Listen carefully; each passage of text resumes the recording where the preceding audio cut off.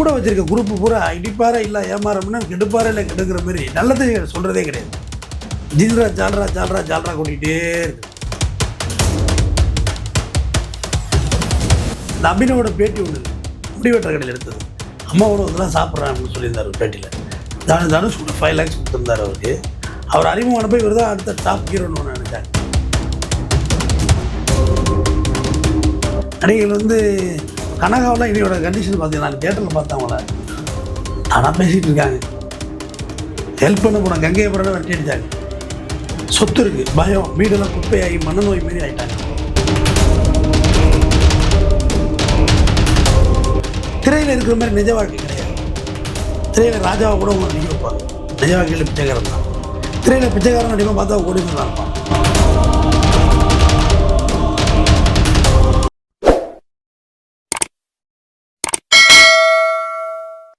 ஐயா வணக்கம்.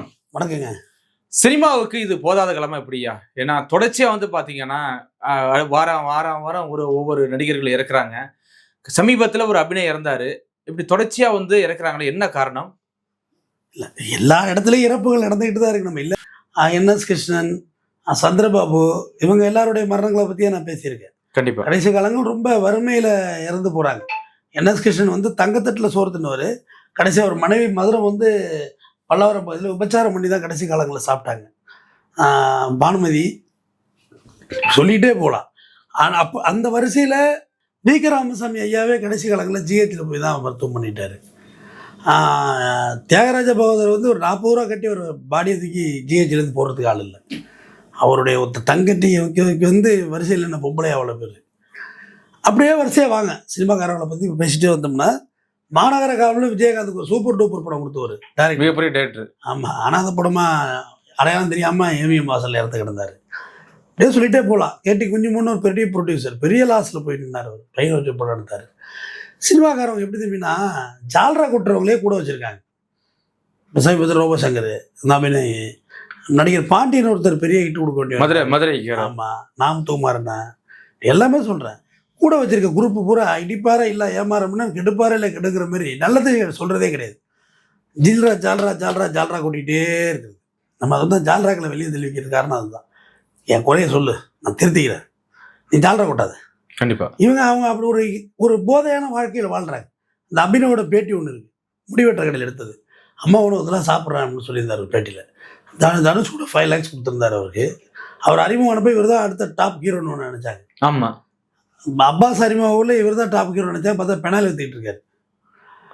அந்த இப்போ நீங்கள் இப்போ எதுக்கு அது மாதிரி சூழ்நிலை போகுது? நான் ஓப்பனாக சொல்கிறேன். இப்போ நான் இருக்கிறேன், நான் ஒரு சாதாரண மனுஷன் தான். அவரும் பெரிய செலிபிரிட்டி கிடையாது, சினிமா விளம்பரம் கிடையாது. நம்மளே ஒரு 4 இடத்துக்கு போகல சார் நீங்கள் தானே அந்த கருத்து. நம்ம கிரைம் பேசுகிறோம், அவங்க கேட்குறாங்க.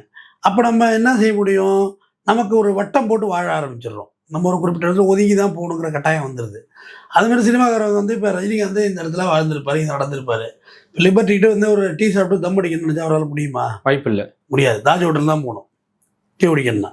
அப்போ அதுக்கு என்ன செலவாகும்? அப்போ அந்த செலவுக்கு ரெக்யர்மெண்ட் ஆகாது, பணமே இருக்காது கட்டத்துக்கு மேலே. இது இப்படி தான் போகுது. நடிகைகள் ரொம்ப கம்மி தோற்று போகிறவங்க. நடிகைகள் கனகாவெலாம் இனியோட கண்டிஷன் பார்த்தீங்கன்னா நான் தேட்டரில் பார்த்தவங்கள தானாக பேசிகிட்டு இருக்காங்க. ஹெல்ப் பண்ண போன கங்கையை பிறகு வெட்டி அடித்தாங்க. சொத்து இருக்குது, பயம், வீடெல்லாம் குப்பையாகி மனநோய் மாரி ஆகிட்டாங்க. அவங்க ஐயோ பூட்டி போட்டாங்க வீட்டெல்லாம். அவங்க அந்த கண்டிஷனில் இருக்காங்க. விரக்தியில் போயிடுறாங்களா? விரக்தி தாங்க எல்லாத்துக்கும். வாய்ப்பு சரியாக கிடைக்காம கனகாவுடைய இந்தமான் அந்தமான் செல்லம்மான் அந்த கரகாட்டக்காரன்லாம் அந்த கண் விழிக்கு கன்னடராட்டை எழுதி தரலாம் அந்த மாதிரி இருந்தாங்க. இன்னைக்கே நம்ம நேசித்த ஒரு கதாநாயகி தான் அவங்க. அவர் கடைசி காலம் வேற மாதிரி இருக்கு, புரிஞ்சிக்க முடியாமல் இருக்கு. எவ்வளோ பேர் திரைப்படப்படக்கூடிய பிள்ளைகள் ரொம்ப கஷ்டப்படுது வெளியில். குமரிமுத்தோடு ஒரு பேட்டில் சொல்லியிருந்தாரு, நடிகர் விவேக போய் அணுகியிருந்தாராம் இலங்கையில் ஒரு ஃபங்க்ஷன் ஒன்று. எவ்வளோ கிடைக்கும்னா நீங்கள் வந்தீங்கன்னா ஒரு 50,000 ரூபா கிடைக்கும், அது எனக்கு என் பொண்ணு கல்யாணத்துக்கு ஆகுன்னாராம். எனக்கு எவ்வளோ கொடுப்பீங்க? நீங்கள் வர்றீங்கன்னா ஒரு 2 லட்ச ரூபா வாங்கி கொடுத்துடலான்னாராம். அப்புறம் இலங்கையில் முடிச்சுட்டு அந்த ஃப்ளைட்டில் ஏறக்குள்ள அந்த 2 லட்ச ரூபா பணத்தையும் குமரிமுத்த கொடுத்தாரா. நான் எனக்கு இன்னும் இல்லை, உங்கள் பொண்ணு கல்யாணம் சொன்னீங்க அதுதான் வந்தான்ட்டு வந்தாரா. ஆனால் அவர் ரொம்ப சொற்ப வயசில் செத்து போகிறார் விவேக். ஆமாம், ரொம்ப சொற்ப வயசு, 54 வயசில் சாகுற வயசே இல்லை, 56 வயசுல தான். இப்படியா சொல்லிக்கிட்டே போகலாம். எல்லாருமே திரைப்பிரபலங்களை வந்து சொல்ல போனால் அடுக்கிக்கிட்டே போகலாம். இல்லை இப்போ நீங்கள் சொல்கிற மாதிரி சார், இப்போ நம்ம ஒரு வேலை செய்கிறோம் அப்படின்னா இந்த வேலை பிடிக்கலான்னு ஒரு வேலைக்கு போயிடலாம். ஆனால் சினிமா பிரபலங்கள் அந்த அந்த இதை தொழிலை தவிர்த்துட்டு வேறு எதுவும் வேலைக்கு போக முடியாதுல்ல சார்? அதுவே பெரிய ஸ்ட்ரெஸ்ஸாக இருக்கும்ல. ரேடிங் விட்டாவில் அந்த எக்ஸு கால்மாரி இறந்து போவார்ல, ஆமாம், அவர் இறந்து போயிட்டார் தெரியல. மதுரையில் புரோட்டாக்கல் வேலை பார்த்தாரு. கிடைச்சா புரோட்டாக்கல் வேலை பார்த்தாரு. சின்ன தம்பி படம் பார்த்தீங்களா, அது 3 அண்ணன்கள் வருவாங்க. ஆமாம், ராதாரவி இன்னும் 2 பேர். அது தாடி வச்சிருப்பார் கடைசி அண்ணன். அவர் சேலத்தில் வந்து பஸ் ஸ்டாண்டில் வந்து குச்சி வச்சு சமைச்சு வச்சு சாப்பிட்டு இருந்தார். நான் இப்போ கல்லூரியில் இருந்தேன். ஓ சொல்கிறேன், இந்த உங்களோட கடைசி காலம் ரொம்ப ரொம்ப மோசமாக போகுது. திரையில் இருக்கிற மாதிரி நிஜ வாழ்க்கை கிடையாது. திரையில் ராஜாவை கூட உங்களை நடிக்க வைப்பாங்க, நிஜ வாழ்க்கையில் பிச்சைக்காரன் தான். திரையில் பிச்சைக்காரன் நடிப்பான், பார்த்தா கோடீஸ்வரனாக இருப்பான். இங்கே திரை மீது அனாவசியமான ஒரு பெரிய போதை இருக்குது. இப்போ ரஜினிகாந்த் மாரி எல்லோரும் வந்துட முடியுமா? வர முடியாது. கண்டிப்பாக. கமலஹாசன் மாதிரி எல்லாரும் வர முடியாது. எத்தனை கமலை தமிழ் சினிமா பார்த்து விட்டது, எத்தனை ரஜினிகாந்தை தமிழ் சினிமா பார்த்துட்டு சொல்லுங்கள். ரஜினி, கமல், சிவாஜி, எம்ஜிஆர், இப்போ விஜய், அஜித், இவ்வளோதானே சொல்ல முடியுது உங்களால். அன்னைக்கு சிவாஜி எம்ஜி காலத்தில் தான் ஜெமினி கணேசன் இருந்தார், ஜெய்சங்கர் இருந்தார். அந்த ரீச்சுக்கு போல. ஸோ சினிமாங்கிறது ஒரு மாய உலகம். அதை ஒன்றும் நம்ம வரையறுக்கிறதுலாம் கிடையாது. நடிகைகளும் அப்படி தான். சில்கு ஸ்மிதா ஏன் செத்தாங்கன்னு வரைக்கும் தெரியல. நடிகை பிரத்யூஷா ரேப் பண்ணி தான் கொலை பண்ணப்பட்டிருந்ததுன்னு போஸ்ட்மார்ட்டம் தடவையில சொன்னாங்க. ஆமாம், ஃபாரன்சிக்ஸ் என்னாச்சு? இப்போ விஜய் சித்ரா சூசைட் பண்ணிட்டாங்க, என்னாச்சு? ஒன்றுமே இல்லையே. எதுக்காண்டி பிறந்தாங்க, எதுக்காண்டி வளர்ந்தாங்க, ஏன் சூசைட் பண்ணிக்கிறாங்க? இல்லை இப்போ இந்த ஒரு சினிமாவில் போனதுக்கு அப்புறம் அது சினிமா தான் எனக்கு வாழ்க்கைன்னு முடிவு பண்ணுறாங்களா எப்படி சார்? அவங்களா எப்படி நம்மளை மாற்றிக்கலன்னு அர்த்தம். நான் உங்கள்கிட்ட பல முறை சொல்லியிருக்கேன், நான் வக்கீல் தொழில் என் வயதில் சரிபாதி நான் டிரைவராக தான் என் காலத்தை கழிச்சிருக்கேன். எனக்கு ரொம்ப பிடிச்சது அதுதான். இப்போ கொரோனா அப்போ எல்லாரும் என்ன பண்ணீங்க? வீட்டுக்குள்ள சாத்திட்டு எடுத்தீங்களா? வீட்டில் சாத்திட்டு தானே இருந்தீங்க. ஆமாம், நான் தண்ணி லாரி ஓட்டினேன். ஒரு நாளைக்கு 3000 ரூபா 2000 சம்பாதித்தியா? தண்ணி லாரி தான் தடை இல்லாமல் இருக்குது கார்பரேஷன். அப்போ பல டிரைவர் ஊருக்கு போயிட்டாங்க. 2000 ரூபா காசு இருக்கும் கையில். 2000 3000 சில தெருவுக்கெல்லாம் தண்ணி போகாது, அவங்களாம் கூட காசு கொடுப்பாங்க. டீலருக்கு தண்ணி ஓட்டினேன். நாளைக்கே நான் ரெடி தான். இப்போ இது ஒர்க் அவுட் ஆகணும். நாளைக்கு நான் ஷேர் ஆட்டோ ஓட்ட போவேன். கௌரவமாக போவேன். ஏர்பஸ் மினி பஸ் ஓட்டியிருக்கேன், ஏர்பஸ் ஓட்டியிருக்கேன். சென்னை டு கோயம்புத்தூர் ரோட்டில் பஸ் ஓட்டியிருக்கேன். நாளைக்கு நான் போயிடுவேன். இல்லை கூலி வேலைக்கு போவேன். உடம்பு அந்த அளவுக்கு டிரைவராக இருக்கவங்களுக்கு வேறு வேலை செய்ய முடியாது, உடம்பு ஃபிக்ஸ் ஆகிடும். எனக்கு தெரிஞ்சு இன்னொரு வேலை வச்சுருக்கேன், டிரைவருக்கு போயிடுவேன்.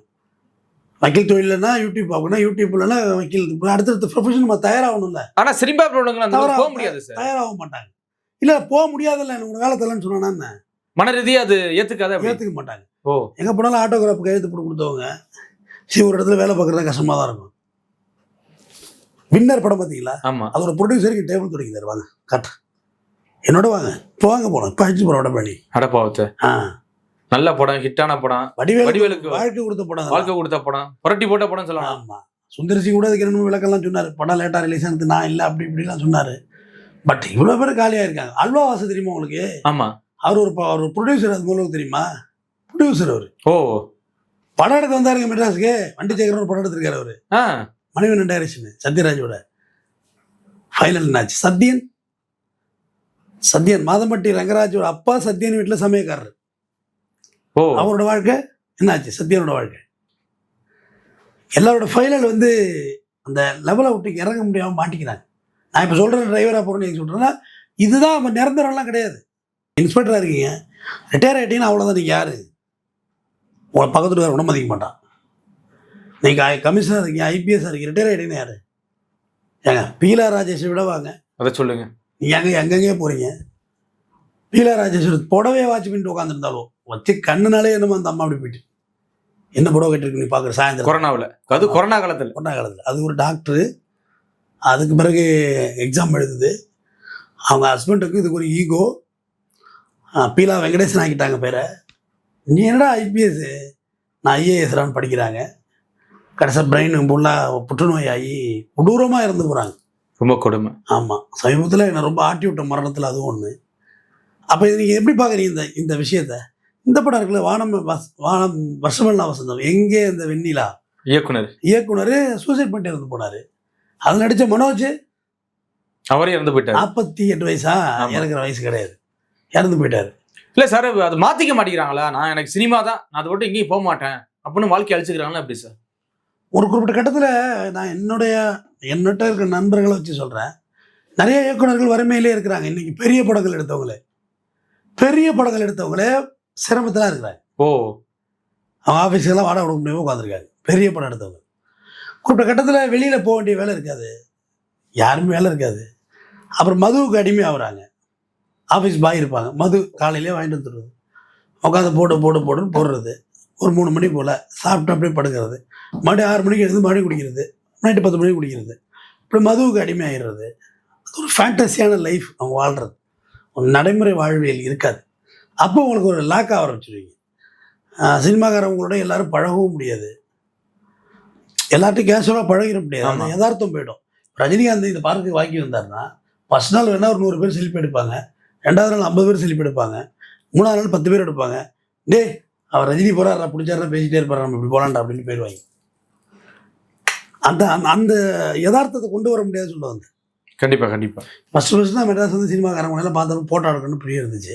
நீ 100 பேரை பார்க்குறோம். மன்சூர் அலி ஏன் இங்கே வந்து பார்க்கில் வர்றாரு, யார் பார்க்குறா அவரை? அந்த திரைங்கிற அந்த ஃபேம் வந்து அவுட் ஆகிடுது. அதனால் கடைசியாக எல்லாம் அரசியலை நாடுறது. அரசியல் எவர்கிரீன் இல்லை. ஆமாம், நடிகைகள்லாம் வந்திருக்காங்க, ஏகப்பட்ட பேர் வந்து நடிகர் வந்திருக்கிறாங்க. எல்லாம் அரசியல் அதை விட்டு நாடுறாங்க. சினிமா ஒரு ஸ்டாண்டர்டு ஒரு ப்ரொஃபஷன் கிடையாது. டெக்னீஷியன் மட்டும் ஸ்டாண்டர்டாக இருக்காங்க சினிமாவில். கேமராமேனு, ஒளிப்பதிவாளர் தான் கேமராமேனு, இவங்கெல்லாம் ஸ்டாண்டர்ட். எடிட்டரு இவங்கெல்லாம் தோற்று போகிறது கிடையாது. இப்போ ஜெயம் ரவி நடிகராக தோற்று தான் போயிட்டார், பெரிய லெவலில் ஹிட் அடிச்சில்ல. ஆனால் அவங்க அண்ணன் இயக்குனராக ஜெயிச்சார். அவங்க அப்பா மோகன், எடிட்டர் மோகன். வரலாறு பாருங்க எப்படி இருக்குன்னு. எஸ்ஏசி சந்திரசேகர்னு ஒரு பெரிய ஸ்ட்ராங் ஃபவுண்டேஷனோட விஜய்க்கு எது வாழ்க்கை. உண்மைதான். பிள்ளைய வளர்க்கணும்னு வளர்த்தாங்க. கண்டிப்பாக. அது மாதிரி ஒருத்தவங்களை உருவாக்குறாங்க. கமலஹாசன் மாதிரி யாராவது ஒருத்தர் எக்ஸாம்பிள் வச்சுக்கிட்டுலாம் நம்ம ஆயிட முடியாது. அது வேற. அது நடிகைகள் பார்த்தீங்கன்னா இன்றைக்கும் கமலஹாசன் ரவீனா டாண்டனோட பாட்டு போட்டு படம் எடுக்கிறாரு.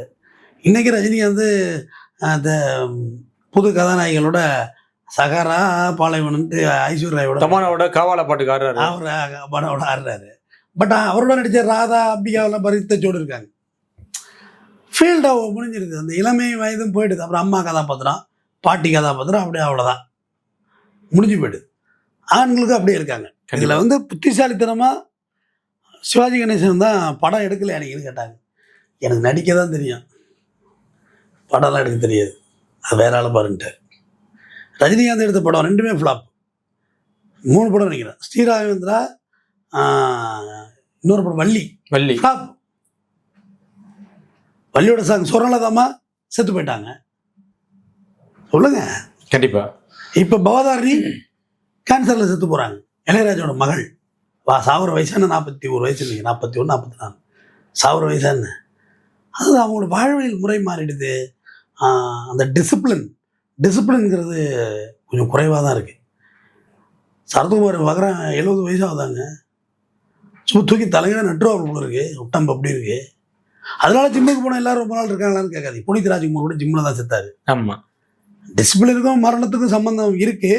பட் அது மட்டுமே காரண காரியமாக இருக்காங்கிறது எனக்கு தெரியல. டாக்டர்ஸே சூசைட் பண்ணிக்கிறாங்க.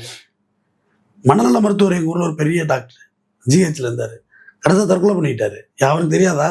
நம்ம மூளை இது மாதிரி மாறுது, ஒரு மாத்திரையை போட்டால் சரியாயிடுது. மரணத்துக்கு சொல்கிறேன். சூசைடு வடிவோடு நடித்த காமெடி ஆர்டிஸ்ட் தற்கொலை பண்ணிட்டாங்க. அதை சொல்கிற வெறுமை. நீங்கள் படத்தில் ஃபீல்டில் இருக்க வரைக்கும் தான் அவங்களோட எல்லோரும் ஃபோன்லாம் எடுப்பாங்க. நீங்கள் ஃபீல்ட் அவுட் ஆகிட்டீங்கன்னா அவங்க ஃபோன்லாம் யாரும் எடுக்க மாட்டாங்க. தனிமை, மது, வீட்டோட முடங்குறது, ஆட்டோமேட்டிக் கதை முடிஞ்சிடும். ஸோ சினிமா வாழ்க்கை இப்படி தான் போகுது. இப்படி தான் இருக்குது. நம்ம என்ன பொய்யா சொல்கிறது? ஒரு சில பேர் தான் சம்பாரித்து வச்சுருக்காங்க. ரஜினிகாந்த் பொண்டாட்டியோட சாமர்த்தியத்தில் சேர்த்து வச்சுருக்கு. ஒய்ஜி மகேந்தருடைய ஒழுந்தியா அவங்க. பாக்கி எந்த நடிகர் படம் வச்சுருக்காங்க? கமலஹாசன் என்ன வச்சுருக்காரு? இல்லை. அந்த ஃபேண்டஸியான லைஃப் தான் இருக்குது, வேறு ஒன்றுமே இருக்காது. கண்டிப்பாக சார். தொடர்ந்து பேசுவோம். மிக்க நன்றி சார்.